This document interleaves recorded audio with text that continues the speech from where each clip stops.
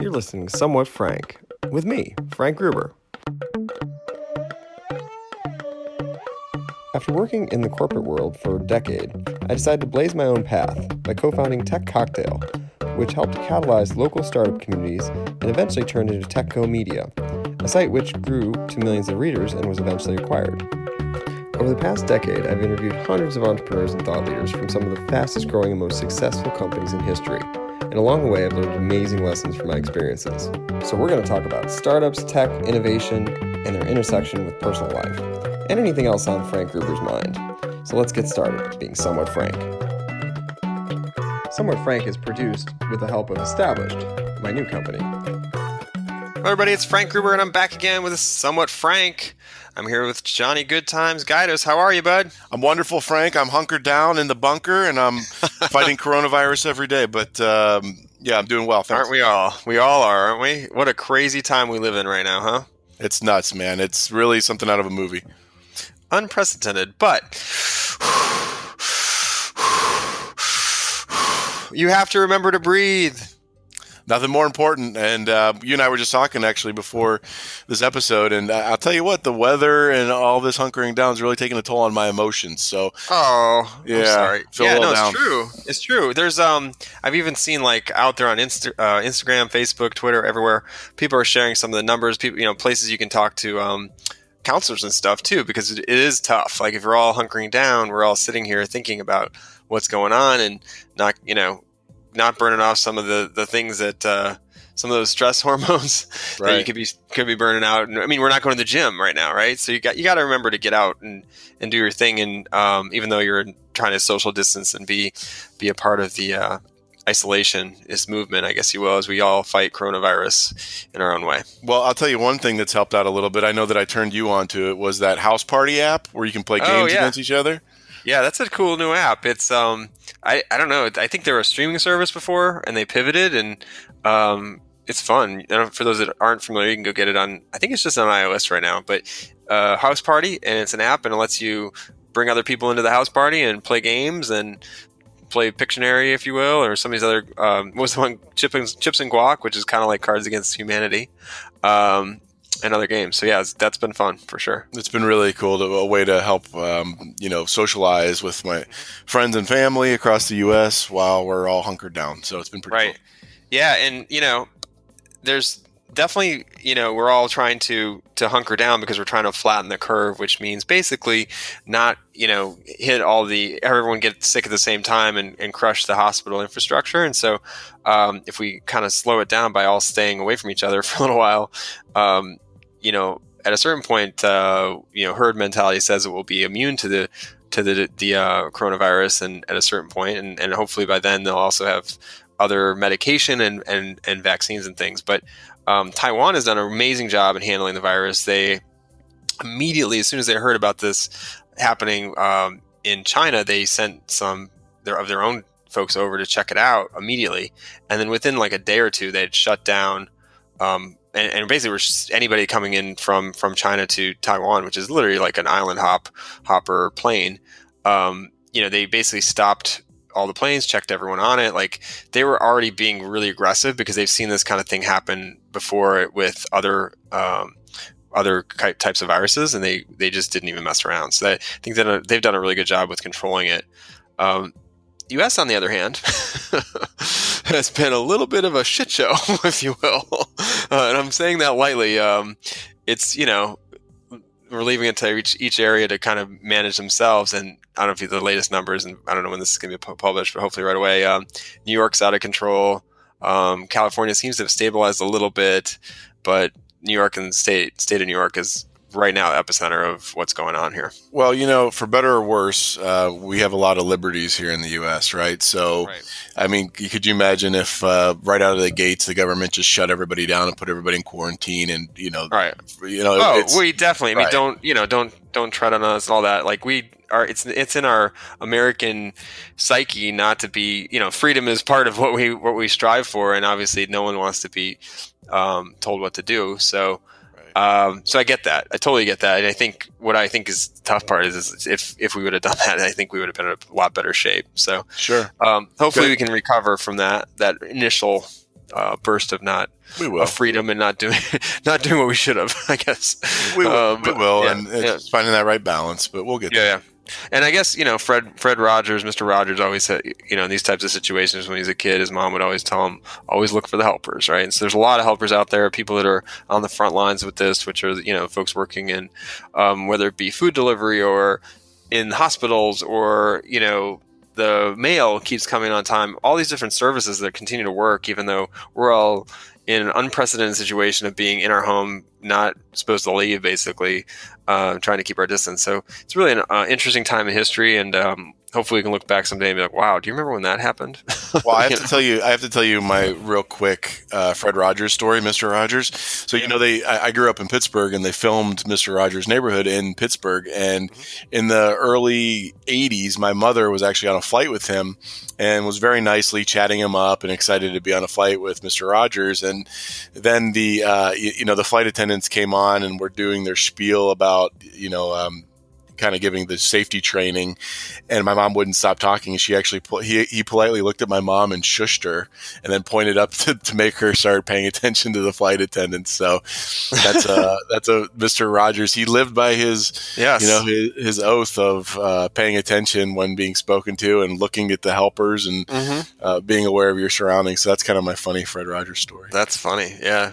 And now he lives on the for little kids now. It's now Daniel Tiger, right, is kind of next gen of Mr. Rogers. That's really interesting. So anyway, good stuff there. Lots of entrepreneurs have kind of been jumping in. A lot of interesting technologies and stuff have been surfacing. We're seeing companies, change their plans slightly and help create 3D printed masks and, coronavirus tests and all sorts of things are popping up with entrepreneurs that are taking their company and kind of pivoting slightly to help with what's going on. I think you're going to see more of that. One of them is even the volunteering app Vomo is basically allowing 24/7. They're looking, if you're looking for helpers, there's a bunch of opportunities there to be a good neighbor. And if you go, I think it's beagoodneighbor.com. Yeah, be a good neighbor campaign. Be a neighbor campaign.com, and you can learn more about what they're doing over there. And yeah, it's been interesting to watch, right? There's a lot of people jumping in to be helpers.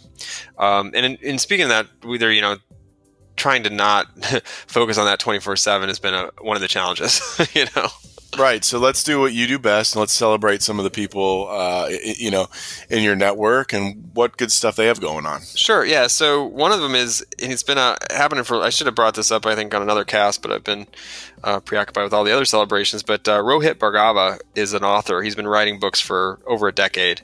And I met him a long time ago in DC, and really a great guy. And he has a new book called Non-Obvious Megatrends, and it's a Wall Street Journal bestseller. And if you get a chance, check it out. It's got some really good insights about what might happen in the future. And I'm assuming he's already thinking about, wow, this whole lockdown situation is really, probably going to put a damper on some of those trends or change trends in the future, right? As we think about how we want to work and how we want to, everyone's working from home right now, right? So we're all learning how to do virtual. I think the trending topic of this year, aside from coronavirus, will be virtual. The word virtual will be an iconic term for this year. I guarantee that, because we're all working virtually.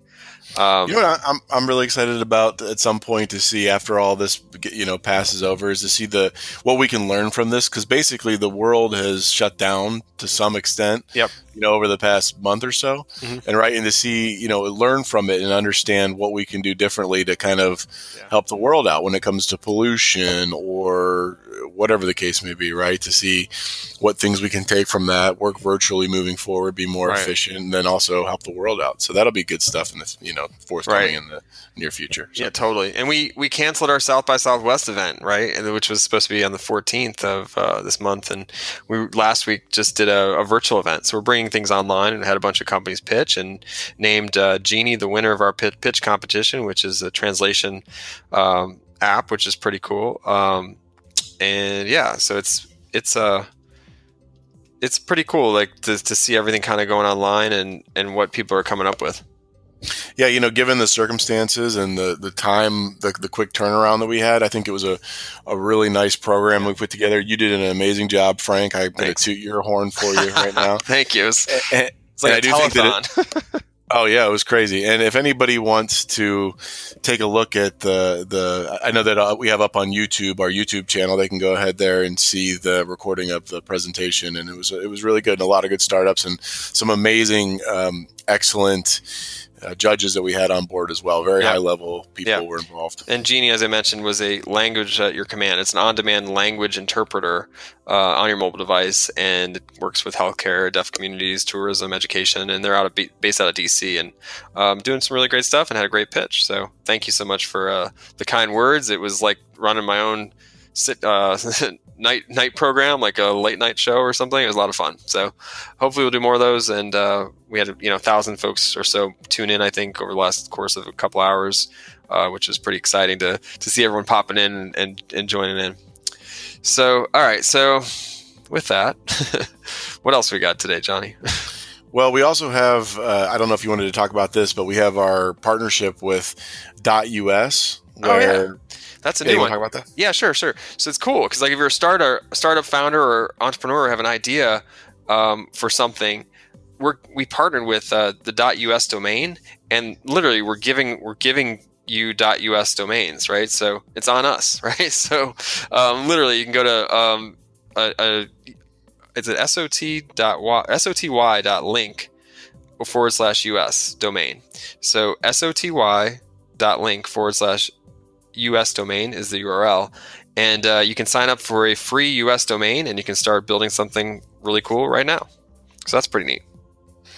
Well, good stuff. And then, I know that you're a consumer just like all of us, and you read it and listen to a lot of great things. And I know that one of the things you were reading about, and you and I were just chatting about as well, is an article you read about getting enough vitamin D. Right. Which also, crucial. I've recently saw some articles come out from some doctors talking about how vitamin D helps fight against respiratory infections, and can also, I think we haven't had enough time yet for human trials, but I think that they're saying that vitamin D is something you can take to help fight against coronavirus, which is a respiratory infection. Totally. Yeah. I mean, you can take up to, I want to say like 5,000. I would check with your doctor, but there's a lot of research about how vitamin D helps. You can get it from the sun, but if you're not getting enough sun, or if you're not able to, get the sun to, like, obviously your body can't absorb it the right way from the sun, you do have to take supplements for it, and it can be critical and sometimes overlooked. So definitely check that out. Do some Google searches. There's an article, "Are you getting enough vitamin D?" that's out there on Medium, as well as I'm sure there's a lot of others as well. Oh yeah, for sure. And one other thing too, I know I saw in your newsletter, you had mentioned something about, and I know it's near and dear to both our hearts because, we eat a lot of lobster when I come out there and visit you guys in Maine, but I know that they've been saying now that lobster blood could actually be used by pharmaceutical companies and be used in new cancer drugs. So I think that's pretty cool. stuff. Yeah, they're trying to figure it out. The lobster industry in general has been hammered with this virus because of the fact that they're not shipping overseas as much right now, and so it hasn't really caught up yet with the pricing locally, but it could soon if if this continues to go on. It's just kind of brought everything to a halt. So I think they're looking for other things you can use lobster for, and I think that's where this kind of popped up. And it'd be great if they could use it for cancer drugs or other types of drugs to help some of the things that we're trying to solve out there. Pretty amazing, man. Yeah. One of the things too is that we've been working remotely, and I know you had a great experience, and you wanted to give a little bit of shout out to the new web camera that you've been using for some of our new streaming services we've had lately. Yeah. So I just been testing out. There's a lot of great webcams out there. Logitech does have a bunch of them. I just went and grabbed this C922 Pro HD Stream Cam, and it's great. It's good enough for what we need. It's 1080p. Pretty medium price point, or even sometimes low if it's on sale, under $100, maybe even under $70. Whereas like they have their 4K versions, which are $200 right now, and that's great too. And then you can also see every single like blemish on your face, and so can everyone else, right? But but at the end of the day, you're not going to end up streaming in 4K because you probably don't have fast enough internet. And right now, so many people are working from home that all the internets are probably getting crushed. So keep it simple. I think this is a good option for what you're trying to do if you're trying to present or do virtual events. I've gotten a lot of outreach to people asking me about virtual events, and maybe that'll be a topic for our next next newsletter, I'll probably try to pull some more tips and tricks in there. But yeah, it's definitely, if you're just trying to do something simple, most of the Macs don't have great webcams. They're usually under 720p. So this would be a little bit better quality for what you're trying to do, and at a low price point. Yeah, absolutely. No, good stuff as always. And really appreciate you having me on again. And yeah, crazy time we're living in, but I hope everybody out there stays safe and healthy. And we'll talk to you again next time. Well, yeah. And if you aren't subscribed to our newsletter, you should check that out. frankgruber.me/newsletter is how you get it. And then you can go and look at the archives of some of the things we've been talking about. You get the latest. I try to do them at least once a month, sometimes a couple times a month, and try to include a number of different links. And we only talked about a few today. We didn't get to talk about recycling, but it is broken. So if you look at the last newsletter out there, there is an article written by, I think, Kim Hart with Axios about how recycling, the future of recycling, and everything about that is kind of broken. So check that out, and there'll be more newsletters to come, more podcasts to come. Thank you for joining us today, and until next time, this is Somewhat Frank and Johnny Goodtimes with Somewhat Frank Podcast. Well, that's a wrap. Thanks so much for listening. This is Somewhat Frank, signing off. Frank Gruber. Oh, and don't forget, subscribe online, iTunes, SoundCloud, Android, wherever you can find it. Somewhat Frank Podcast. We'll be back soon with another episode. Thanks so much.